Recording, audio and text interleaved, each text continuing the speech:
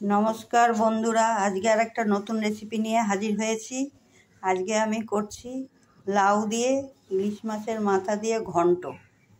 তাতে লাগছে আমার একটা লাউ কুচিয়ে নিয়েছি ধুয়ে, আর ইলিশ মাছের মাথা আছে, আমাদের কাঁচা লঙ্কা নিয়েছি 4টে, একটু তেজপাতা নিয়েছি, একটু হলুদ গুঁড়ো, একটু আটা আছে, চিনি আছে, জিরে আছে, গোটা জিরে, আর এটা একটু জিরে আর তেজপাতা হালকা আছে ভেজে নিয়েছি। এটাকে আমি পরে গুঁড়ো করে দেব। আর পরিমাণ মতন নুন। এখন আমি তেলে বসিয়ে দিয়েছি। তেলের মধ্যে আমি এখন এই তেজপাতা,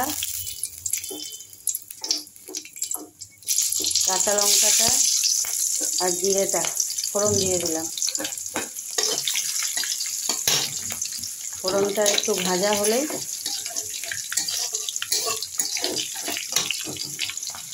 দেখুন জিরেটা ভাজা হয়ে গেছে। আমি এর মধ্যে মাছের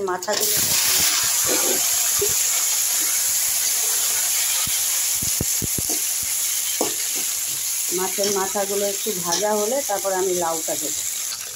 দেখুন মাছের মাথাগুলো ভাজা হয়ে গেছে।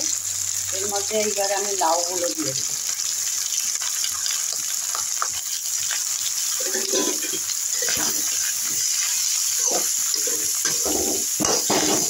লাউগুলো একটু নেড়ে দিলাম যাতে পুড়ে যায়, নিচের মাথাগুলো পুড়ে যাবে।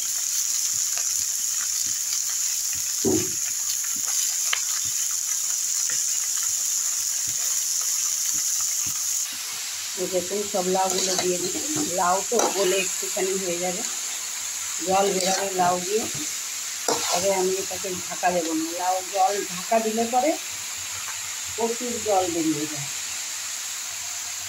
হালকা নুন দিলাম, এটা গলে একটুখানি হয়ে যাবে। হালকা একটু হলুদ দিলাম। লাউয়ে হলুদ দিলে বেশি ভালো লাগে না, কালারটাও দেখতে ভালো লাগে না।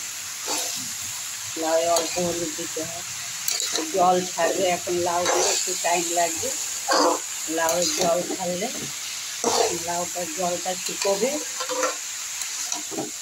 ঢাকা দিলে প্রচুর জল বেরিয়ে যায়, তখন আর সহজে হয় না, আর লাউ ফুটতে ফুটতে টক হয়ে যায়।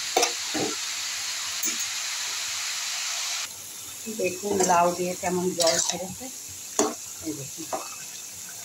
আর এটা যদি আমি ঢাকা দিয়ে দিতাম, কড়া পুরো ভর্তি হয়ে যেত লাউয়ের জলে। এটা আরও শুকোবে। দেখুন এই যে লাউ এখন গলে গেছে, জলটাও অনেক শুকিয়ে গেছে। এরপরে আমি এর মধ্যে চিনি দিয়ে দেবো। লাউ ঘন্ট তো একটু চিনি না দিলে ভালো লাগবে না, তো চিনি দিয়ে দিলাম। আর জিরে আর তেজপাতাটা একটু ভেজে রেখেছিলাম হালকা আছে, সেটাকে গুঁড়ো করেছি, গুঁড়ো করে এর মধ্যে দিয়ে দিচ্ছি।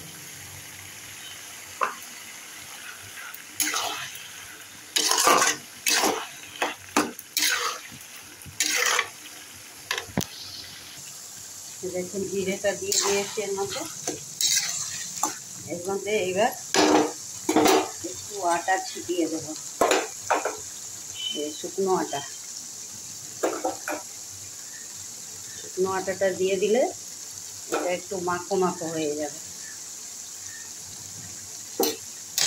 দেখুন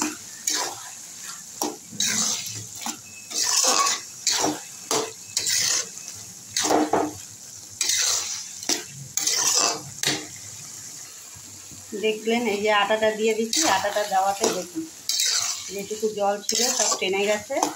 এটাকে এখন আমি নামিয়ে দেব, এরকমই নামাবো। হয়ে গেছে। আপনি আটা দিয়েছি, আপনারা আটার পরিবর্তে ময়দাও এরকম ছিটিয়ে একটু দিতে পারেন, বা চাল গুঁড়োও দিতে পারেন একটু ছিটিয়ে, তাহলে জিনিসটা খেতে আরও ভালো হবে। দেখুন আমি এই যে ঘন্টটা আমার হয়ে গেছে। আমি তো ঘরোয়া উপকরণ দিয়েই করি, ওই জন্য আমি আটা দিয়েছি। যার ইচ্ছা হয়, সবার সময় তো ময়দা চালের গুঁড়া সবার থাকে না, আটাটা সবার ঘরেই থাকে, ওই জন্য আমি আটা দিয়েই দেখিয়ে দিলাম। রাখছি। সবাই পছন্দ হলে লাইক করে দিবেন।